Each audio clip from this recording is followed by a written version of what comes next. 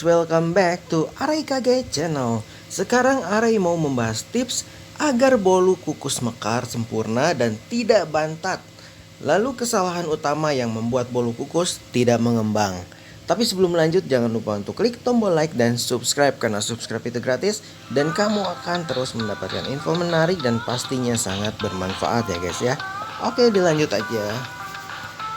Jika suka membuat bolu kukus di rumah, baik untuk konsumsi pribadi ataupun untuk jualan, pastinya kamu ingin membuat bolu kukus yang mekar sempurna, bagai bunga dengan tekstur lembut di dalamnya. Karena terkadang tanpa kita sadari, kita membuat bolu kukus yang kurang mekar sehingga kurang memuaskan. Yang pertama tipsnya adalah jangan terlalu banyak mengubah resep. Sebaiknya ketika membuat bolu kukus, tidak banyak mengubah resep yang ada, apalagi menghilangkan bahan-bahan pengembang di dalam resep seperti opalet, SP, telur, cream of tartar, dan lain sebagainya, karena sangat menentukan hasil bolu kukus. Kukus dalam kukusan yang airnya sudah mendidih. Jika ingin memastikan hasilnya mekar, jangan dimasak dalam kukusan yang belum panas. Umumnya kukusan harus mendidih dulu sebelum kamu bisa memasukkan adonan ke dalamnya. Pastikan juga air di bawah kukusan tidak terlalu banyak hingga menyentuh kue bolu yang dimasak karena bisa menyebabkan bantat. Isi cup cetakan hingga penuh. Jika ingin hasil bolu kukus merekah, isi saja cup cetakan dengan adonan hingga hampir penuh. Hasilnya jelas akan lebih mekar karena tidak banyak ruang untuk mengembang ya guys ya. Bolu akan tampak lebih besar dengan cara ini. Jangan mengisi kukusan hingga penuh. Kesalahan penting yang sering tidak disadari orang saat mengukus bolu adalah mengisi kukusan hingga penuh untuk memasak bolu sekaligus. Alhasil bolu tidak bisa mengembang sempurna. Sebaiknya beri jarak antara satu cup dengan cup lainnya sebagai ruang untuk mengembang. Lalu ini kesalahan utama yang membuat bolu kukus tidak mengembang.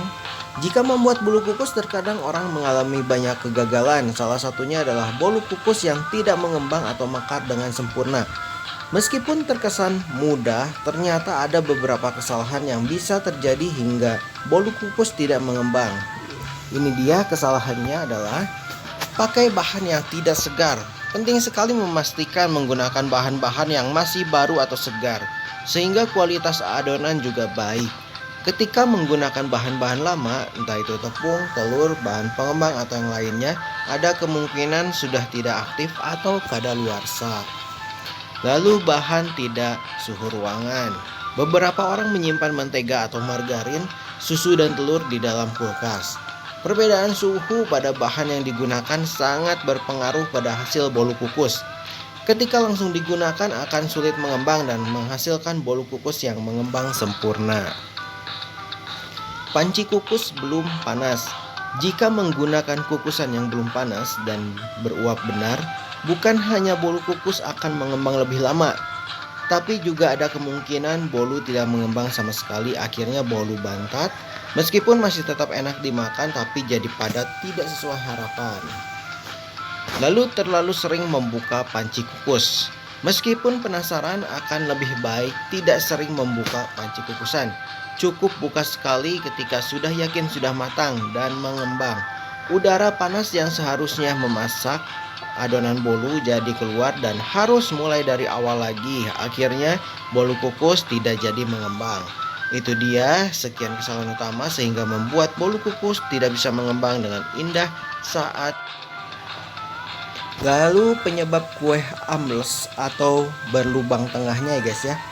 Amblesnya kue ketika dimasak menandakan bahan pengembang di dalam adonan tidak berfungsi sebagaimana mestinya. Meski mungkin rasanya masih tetap enak saat dimakan dan bisa disiasati dengan menutup topping yang banyak, tapi akan jadi masalah jika tujuannya untuk dibelah jadi dua secara horizontal dan diberi krim tengahnya. Tak jarang teksturnya pun menjadi bantat. Penyebab kue amblas. Kue yang berlubang atau amblas di tengah disebabkan oleh pencampuran yang terlalu lama atau overmixing. Mengaduk atau mengocok terlalu lama justru akan menurunkan fungsi bahan pengembang di dalam adonan. Untuk mengatasinya, pastikan tidak overmixing, pertimbangkan juga metode pencampuran apa yang kamu gunakan.